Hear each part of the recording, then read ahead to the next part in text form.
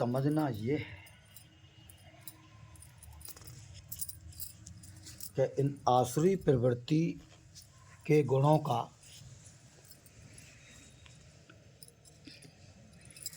हृदय से त्याग कैसे हो और देवीय संपदा के गुण हृदय में कैसे प्रकट हों, समझने की सबसे बड़ी महत्वपूर्ण बात यह है। क्यों चराचर जगत जो भी मोह आसक्त है, अविवेक में है, वही आसुरी प्रवृत्ति का रूप है। और जो अविवेक से और मोह से इनसे ऊपर उठा हुआ है, वही देवीय संपदा के गुणों से सहित है, युक्त है। अज्ञान ही आसुरी प्रवृत्ति है और ज्ञान ही देवीय प्रवृत्ति है। क्योंकि अज्ञान के रहते हुए आसुरी प्रवृत्ति के गुण प्राणी के हृदय में प्रकट होते हैं और दिनों दिन प्रलय की तरह बढ़ते चले जाते हैं। क्योंकि प्राणी जिस समय आसुरी प्रवृत्ति बढ़ती है, उस समय इतनी राक्षस वृत्ति हो जाती है कि पशु से भी गया बीता हो जाता है और इतना कष्टमय जीवन होता है, अहंकार के चलते हुए उसको कुछ होश नहीं रहता। एक देवीय संपदा के गुणों से युक्त व्यक्ति, वो महापुरुष जब उस स्थिति को देखते हैं, जो प्राणी आसुरी प्रवृत्ति के गुणों से युक्त है, बस वो भगवान से यही कहते हैं कि सर्वे भवन्तु सुखिनः सर्वे सन्तु निरामया सर्वे भद्राणि पश्यन्तु माँ का सिद्ध भाग। क्योंकि आसुरी प्रवृत्ति से कुछ हो नहीं पाता है, परम लक्ष्य को भूला हुआ रहता है, गंतत्व को भूला हुआ रहता है, मानवता को भूला हुआ रहता है, मर्यादा को भूला हुआ रहता है और मनुष्य तत्व को भूला हुआ रहता है। उसके अंदर किसी भी प्रकार का कोई भी कर्तव्य और अकर्तव्य और नित्य और अनित्य का बोध नहीं होता, वही आसुरी प्रवृत्ति में आसक्त प्राणी है।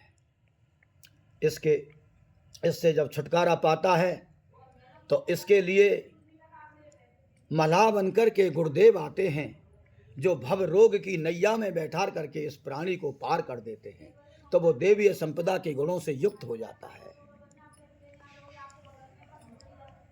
क्योंकि स्वामी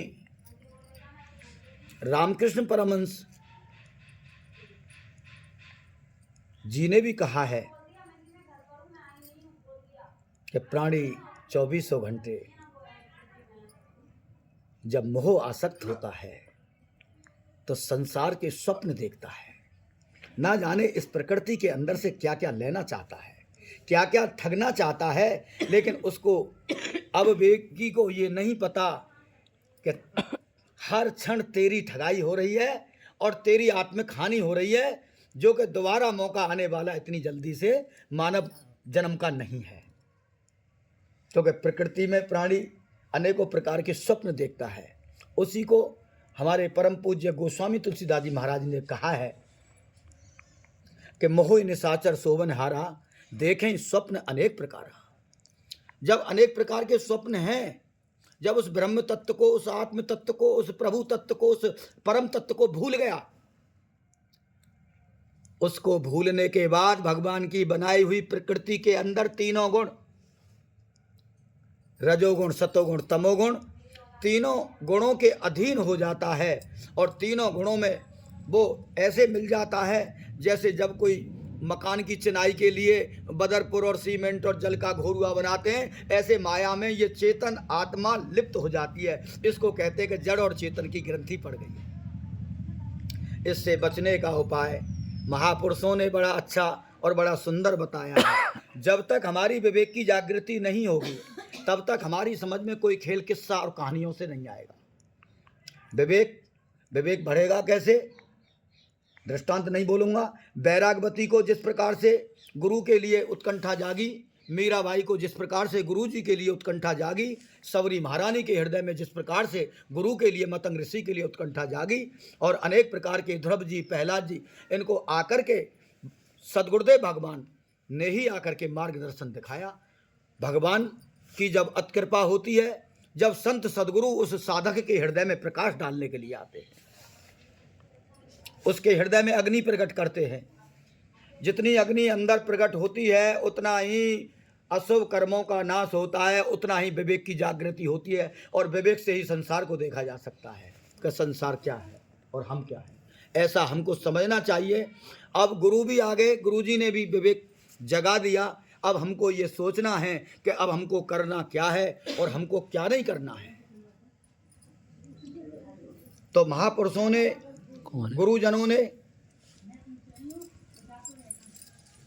भगवान के नाम का प्रचार किया है, क्योंकि भगवान का जो नाम है वह उसमें और भगवान में कोई फर्क नहीं है। इसीलिए भैया ध्यान से सुन लेना, ये शब्द बड़ा महत्वपूर्ण है, जैसा भी हमारे गुरु जी की समझ में आया है कृपा से। क्योंकि नाम साध्य है, साधन नहीं है। नाम साध्य है, साधन नहीं है। नाम साध्य है, साध्य है। जो नाम जिसकी जीभ पर रम गया, जिसका रस आने लगा, वो उसको सब कुछ प्राप्त हो गया। क्योंकि नाम में और नामी में किसी भी प्रकार का कोई भेद नहीं है। और हम कोई अनेक प्रकार की सेवा का कार्य कर रहे हैं या और कुछ कर रहे हैं, या दान पुण्य भंडारा आदि अनेक प्रकार के क्रियात्मक कर्म जो मंगल आचरण के साथ हम कर भी रहे हैं, वो साधन हैं। लेकिन प्रभु का जो नाम है ये साध्य है, ये प्राप्ति हो गई। जिसकी जिह्वा पर राम का नाम रट गया वो जीवन उसका कल्याणमय हो गया।